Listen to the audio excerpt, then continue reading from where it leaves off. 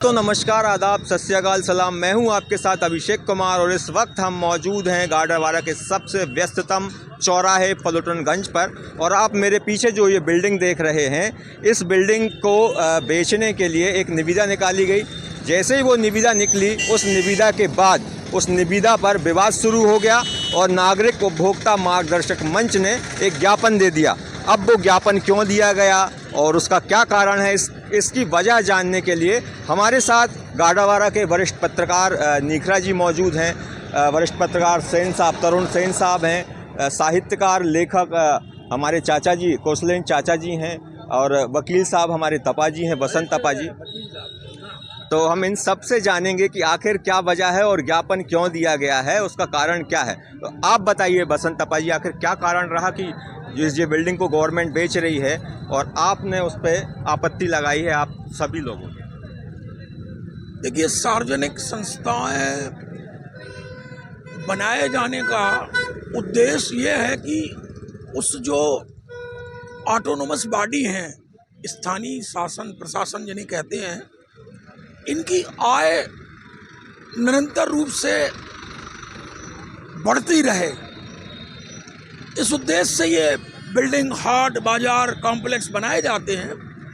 परंतु आमतौर पे ये सुनने समझने में आया कि इस बिल्डिंग को जो जनपद पंचायत साईंखेड़ा की प्रॉपर्टी है, जनपद पंचायत साईंखेड़ा की और भी प्रॉपर्टी है,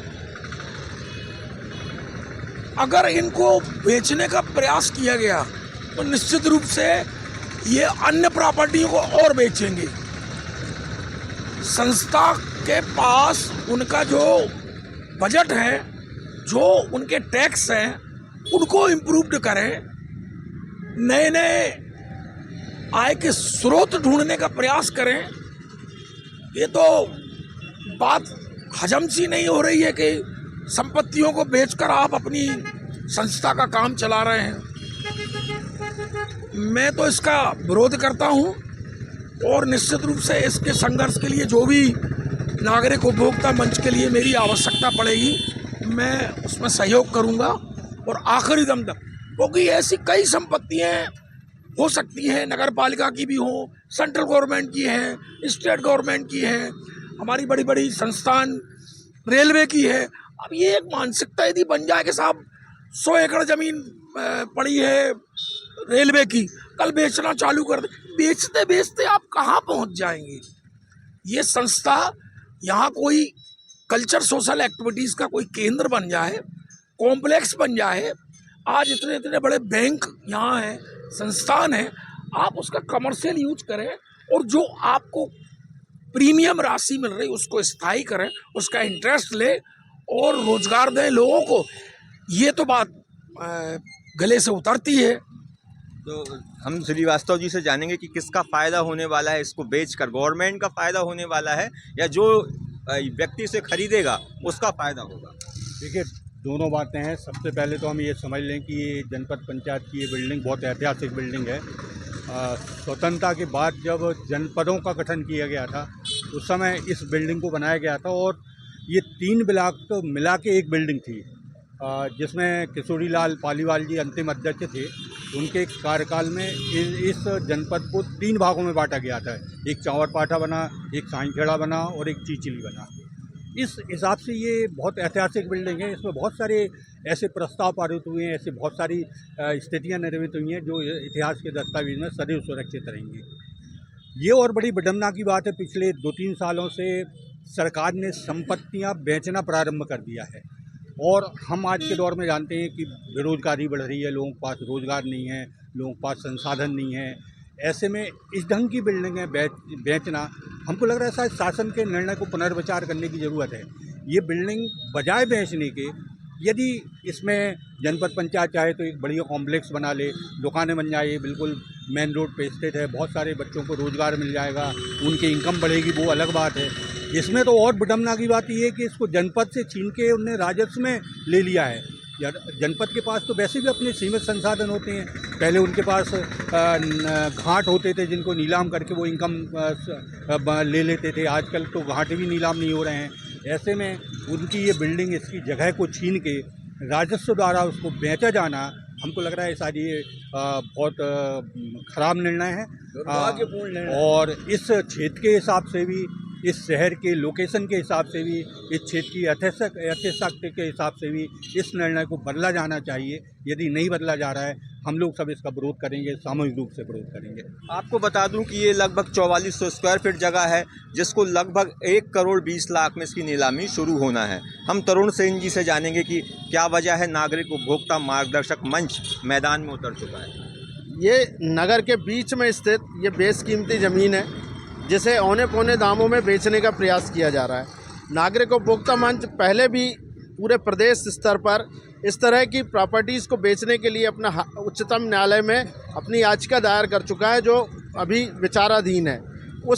उसके बाद यदि इस तरह की गाडरवारा नगर की इस तरह की बेशकीमती ज़मीन को बेचा जाता है, तो हम इसका बात का विरोध करेंगे और शहर नगर की जनता से भी आग्रह करेंगे कि हम लोगों का इस मुहिम में आके सहयोग करें और इस बेशकीमती ज़मीन को बचाने का प्रयास करें। नागरिक उपभोक्ता मार्गदर्शक मंच अति शीघ्र इस मामले में एक माननीय उच्च न्यायालय में एक याचिका दायर करने वाला है। बस। क्या गाडावारा के लोगों को छलावा किया जा रहा है लोगों के साथ, या धोखा दिया जा रहा है? गवर्नमेंट पैसे तो ले लेगी, बाद में बड़े बड़े बिल्डर यहाँ पर आएंगे और इसे खरीद के बड़ी बिल्डिंग बनाएंगे। क्या कहना चाहिए? सबसे पहले तो नागरिक उपभोक्ता मंच के द्वारा जो आज अलग जगाई गई है, ये अलग को मैं सलाम करता हूँ। फिर बात आती है शासकीय संपत्तियों की। शासकीय संपत्तियों में जिस तरह से हमारे पूर्व वक्ताओं ने ये बात रखी कि जनपद पंचायत साईखेड़ा के अंतर्गत ये बिल्डिंग है, और ये बहुत ऐतिहासिक बिल्डिंग है, जो कि अंग्रेज़ों के बाद जब देश आज़ाद हुआ, जब से यहाँ पर जनपद पंचायत का ऑफिस बना, और जनपद पंचायत में के लोगों ने, अध्यक्ष, वहाँ के सभी सम्मानित सदस्यों ने बैठकर यहाँ पर ऐतिहासिक निर्णय लिए। ये बहुत खुशी की बात है। लेकिन दुर्भाग्यपूर्ण बात यह है कि शासन, प्रशासन और इसके लिए क्यों बेचने को आता है? सरकारी संपत्ति बेच के सिर्फ अपना एक जो शासन विचार कर रहा है कि बहुत हम इस समय कर्ज में डूबे हैं, या इस समय हम प्रदेश की स्थिति संभाल नहीं पा रहे, तो ऐसे निर्णय इतनी अधिक फिजूल खर्ची ना करें। मैं तो इस बात की पूरी भर्त्सना करता हूँ और शासन प्रशासन से, माननीय न्यायालय से अनुरोध करता हूँ कि हमारे युवाओं के लिए जो शासकीय संपत्ति हैं, उनके लिए या तो हाट बाज़ार बना के उन बिल्डिंगों को किराए पे दिया जाए। आज युवा रोजगार घूम रहा है, युवाओं के लिए हम नौकरी दे ना पा रही सरकार, और इस तरह की संपत्ति और बेच कर युवाओं को रोजगार छीनने का प्रयास किया जा रहा है। ये भर्त्सनापूर्ण बात है।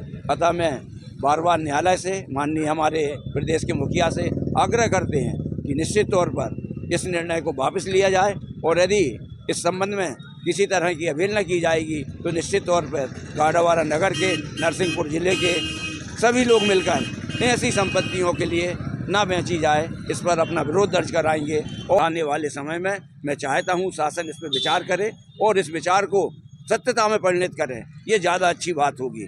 इस तरह मैं एक बात और कहना चाहता हूँ शासन से कि यदि ऐसी कोई बात है तो इसको नगर प्रेस क्लब की ओर से, नगर पत्रकार संघ की ओर से मैं आग्रह करता हूं कि इसको लीज पे दी जाए और हम लोग इसको मिलके बनाएं और हमारे युवाओं के लिए रोजगार दें। युवाओं के लिए मतलब यहाँ पर कॉम्प्लेक्स बना कर दें। तो मैं एक बात ये भी अपनी तरफ से रखना चाहता हूँ, हमारे सारे प्रेस के लोगों की तरफ से रखना चाहता हूँ कि आप हमें लीज पे दें और हम इस बिल्डिंग में कार्यालय भी बनाएं और दुकानें भी बनाएं, जिससे युवाओं को रोजगार मिले। धन्यवाद। क्या मैं ये जानना चाहता हूँ, क्या इस बिल्डिंग का उपयोग वेलफेयर के लिए नहीं किया जा सकता था? क्या कल्याणकारी योजनाओं के लिए नहीं किया जा सकता? निश्चित रूप से किया जाना चाहिए, क्योंकि शासन की अपनी खुद ऐसी योजना है जो वेलफेयर के लिए बनी हुई हैं। किसी भी संपत्ति को बेचना, हम अपनी बुजुर्गों की संपत्ति को बेचने के लिए 10 बार सोचते हैं। शासन तो बहुत आसानी से एक आदेश निकाल लेता है और संपत्ति को बेच देता है। आज ये संपत्ति बिक गई, कल को ये जगह किसी निजी हाथों में चली जाएगी, सरकार के पास जगह की कमी हो जाएगी। कल को सरकार कहेगी हम फलानी योजना इसलिए लागू नहीं कर पा रहे हैं क्योंकि जगह नहीं है। तो आखिर आप संपत्ति को बेचना क्यों चाह रहे हो? आप संपत्ति का उपयोग कर रहे हैं, लीज पे दे रहे हैं आप। वैसे भी ये शासकीय उपक्रम होता है जनपद पंचायत, उनको वो सौंप दें और उनसे कहें कि भाई हम आपको इतनी धनराशि दे रहे हैं, आप इसमें कॉम्प्लेक्स बनाएं, आप कुछ तो भी वेलफेयर का काम करें। तो सरकार को अपने इस निर्णय पर पुनर्विचार करना चाहिए और हमारे नगर के हित में भी हम चाहते हैं, हम सबको इस बात का विरोध करना चाहिए कि इतनी बढ़िया स्थान की जगह हम किसी निजी व्यक्ति को उनकी स्वार्थ सिद्धि के लिए बेचने जा रहे हैं, क्योंकि निश्चित रूप से औने पौने दाम में वो जगह जाएगी और वो उसमें से अपनी संपत्ति में वृद्धि करेंगे, हमारे हाथ से सब कुछ निकल जाएगा। तो एक बार शासन को पुनः विचार करना चाहिए। मैं अपने सहयोगी पवन कौरव से पूछना चाहूँगा, छत्रपाल जी जो हैं, छत्रपाल राजपूत जो अभी जनपद अध्यक्ष हैं साईखेड़ा के, उन्होंने एक पिटीशन दायर की थी, उसके बाद फिर उठा लिया उन्होंने, कुछ समझ में नहीं आया क्या किया उन्होंने? देखिए, मध्य प्रदेश शासन ने 26 सितंबर 2020 को एक राजपत्र में अधिसूचना जारी की, जिसमें उन्होंने संपत्तियों को लेकर कुछ संशोधन किए, जिसमें फिर प्रमुख सचिव मध्य प्रदेश शासन के द्वारा एक पत्र जारी किया गया, जिसमें लिखा था कि मध्य प्रदेश में जितनी संपत्तियां हैं जो बेकार में डली हुई हैं, उनका व्यवसायीकरण करके राज्य सरकार को उनसे आय अर्जित करना है। उनमें कुछ बिंदु वो थे कि उसका कॉमर्शियल उपयोग करके मौद्रीकरण किया जा सकता है, उसको लीज पे दिया जा सकता है, पीपीपी मॉडल जो है उसमें लागू था। उन सब चीज़ों को दरकिनार करके सीधे तौर पर शासन के द्वारा एक विभाग खोला गया, जैसे लोक परिसंपत्ति प्रबंधन विभाग। उसके द्वारा सीधे तौर पर मध्य प्रदेश में जो संपत्तियां हैं शासकीय जो पड़ी हुई हैं, उनको बेचने का काम किया जा रहा है, जबकि उसमें स्पष्ट लिखा है राजपत्र में कि आप संपत्तियों को का व्यवसायीकरण करें, उसको आप कॉमर्शियल कॉम्प्लेक्स खोल दें, आप लीज पे दे दें, जिससे संपत्तियां भी बची रहेंगी और शासन को आय भी अर्जित होगी। लेकिन सीधे तौर पर संपत्ति को बेचा जा रहा है, जिसमें हमारी गाड़ावाड़ा की पलोटनगंज की भी एक जनपद पंचायत साईखेड़ा की संपत्ति है, जो कि अब राजस्व विभाग ने छीन ली है, जिसका विरोध करते हुए पिछले वर्ष जनपद अध्यक्ष साईखेड़ा छत्रपाल राजपूत जी ने हाईकोर्ट में याचिका दायर की थी, जिस पर माननीय उच्च न्यायालय ने स्टे दिया, एनआईटी पर रोक लगाई। लेकिन अब ये नहीं पता कि साठगांठ हो गई उनकी, क्या हो गया। अभी अक्टूबर में उन्होंने याचिका वापस ले ली, जिसका ऑर्डर हमारे पास है। उसका विरोध करते हुए हमने शासन को कल ज्ञापन दिया है, प्रमुख सचिव को लिखा है कि भाई आप इस पर तत्काल रोक लगाएं, क्योंकि आप संपत्तियों को बेच दोगे कुछ, तो जब भविष्य में शहर का विकास होगा तो वो आप कैसे करोगे? क्या प्राइवेट जगह खरीद के आप क्षेत्र का विकास करोगे, शहर का विकास करोगे? शासकीय संपत्तियां जो हैं शहर विकास में अहम भूमिका निभाती हैं, और ये बीचों बीच गाड़ावाड़ा शहर की भूमि है, करोड़ों की भूमि है। आप औने पौने दामों पर निजी लोगों को फ़ायदा पहुंचाने के लिए आप दे रहे हैं। कल को आप गाड़ावाड़ा की जब आबादी बढ़ेगी, आप इसको ज़िला बनाएंगे, तो आप ज़िले के में जो विभाग आएंगे उनको कहाँ स्थापित करेंगे जब ऐसे शासकीय संपत्तियों को बेच देंगे? तो जनपद अध्यक्ष छत्रपाल राजपूत जी का जो काम है वो गलत है। वो जो स्टे दिया हुआ था, उनकी याचिका वापस लेने से वो स्टे ऑटोमेटिक हट गया। तो एक प्रकार से उन्होंने जनता के साथ और अपनी जनपद के साथ एक धोखा किया है। लेकिन अब हमने फिर से कल पत्र लिखा है, ज्ञापन सौंपा है। यदि इस पर विचार नहीं करता प्रशासन, तो हम जल्दी माननीय उच्च न्यायालय में फिर से जाएंगे और इसमें स्टे लेंगे और गाड़ावाड़ा क्षेत्र के लोगों का इसका लाभ मिले। शासन को आय अर्जित हो, हमको उसमें कोई दो राय नहीं है, लेकिन उसका कॉम्प्लेक्स खोलिए आप, उसमें लोगों को रोज़गार मिलेगा। आप सीधे तौर पर बेच के निजी लोगों का फ़ायदा पहुंचाना, कहीं ना कहीं क्षेत्रवासियों के साथ धोखा करना है, वो गलत है। इसमें लीज को भी गाड़ावाड़ा में लोगों के साथ धोखा हो रहा है, जैसे पवन ने कहा कि धोखा हो रहा है गाड़ावाड़ा में लोगों के साथ। गवर्नमेंट डायरेक्ट बेच रही है, इसका यूज खुद कर सकती थी, खुद टैक्स रेवेन्यू अर्जित कर सकती थी। क्या लगता है आपको? देखो, शासन तो इस समय संपत्ति बेचने में मतलब महातर हासिल करने में लगी हुई है, और जागरूक जनता को इन सब चीज़ों का विरोध करना चाहिए। और हम पूरी तरह इन व्यवस्थाओं का विरोध करेंगे, डटकर विरोध करेंगे, मिलकर विरोध करेंगे। और हमें विश्वास है कि ऐसे जनहित के मुद्दे, जिसमें व्यक्तिगत रूप से किसी को कोई लाभ नहीं मिल रहा है, ऐसे मुद्दों पर माननीय उच्च न्यायालय गंभीरता से विचार करेगा। न्यायालय पर पूरा भरोसा है, न्यायालय इसमें पुनर्विचार करने के लिए शासन को निर्देश जारी करेगी। तो नागरिक उपभोक्ता मार्गदर्शक मंच के लोगों ने साफ कह दिया है कि अब वो न्यायालय की शरण में जाएंगे। अब देखने वाली बात ये होगी कि अब इस मुद्दे पर, इस जो विवाद हुआ है, इस पर आगे क्या रीजन निकल के आते हैं, क्योंकि नागरिक उपभोक्ता मार्गदर्शक मंच ने बिगुल फूंक दिया है। अब ये तो आने वाला वक्त बताएगा कि ये संपत्ति बिक पाती है या फिर नहीं। मैं अभिषेक कुमार आपसे विदा लेता हूँ, फिर होगी मुलाकात। जय हिंद।